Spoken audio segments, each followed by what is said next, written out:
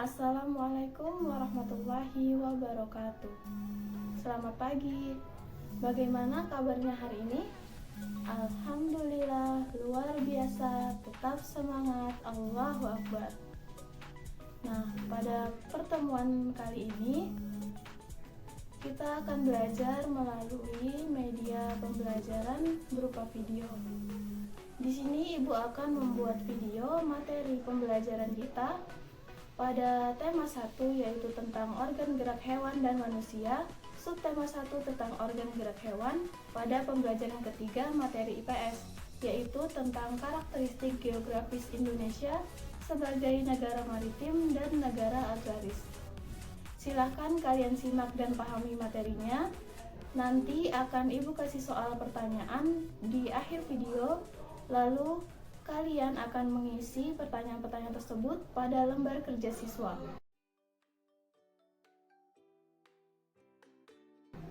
Materi yang pertama tentang letak geografis. Apa yang dimaksud dengan letak geografis? Letak geografis Indonesia adalah Indonesia berada di antara dua samudra, yaitu Hindia dan Pasifik.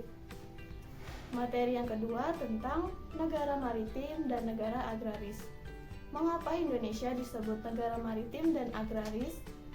Indonesia disebut sebagai negara maritim karena memiliki wilayah perairan lebih luas dibandingkan wilayah daratan.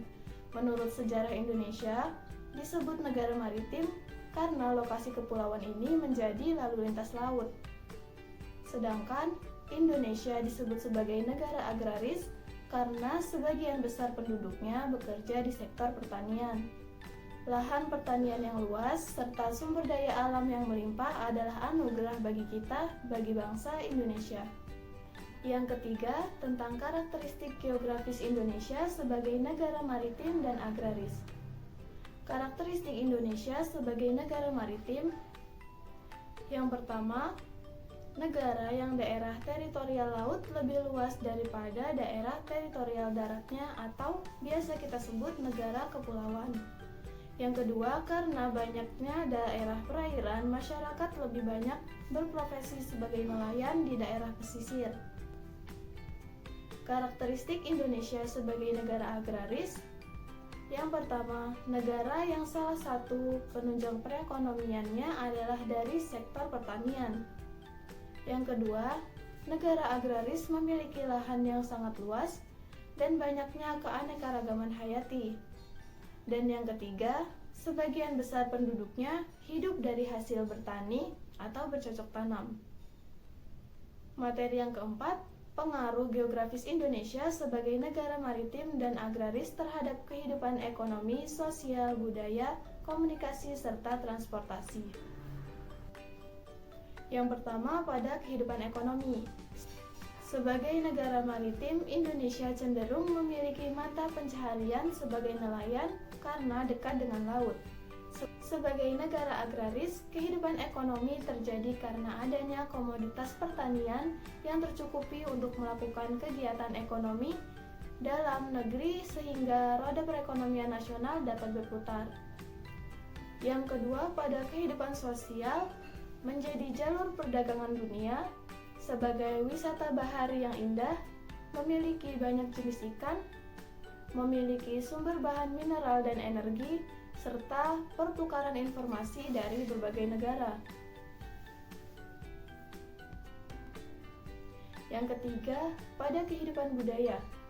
Letak geografis yang sangat strategis memberikan pengaruh budaya yang sangat besar bagi kehidupan masyarakat Indonesia, yaitu wilayah Indonesia yang terdiri atas ribuan pulau, melahirkan keanekaragaman bahasa, suku, agama, dan kebudayaan daerah.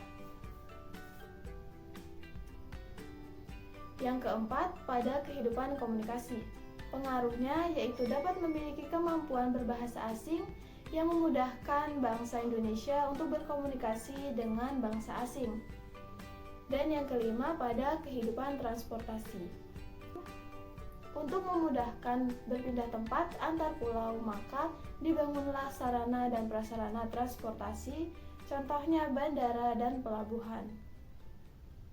Setelah menyimak dan memahami materi yang telah disampaikan, Silahkan kerjakan soal-soal yang akan ditampilkan setelah ini, lalu tulis jawabannya di lembar kerja siswa.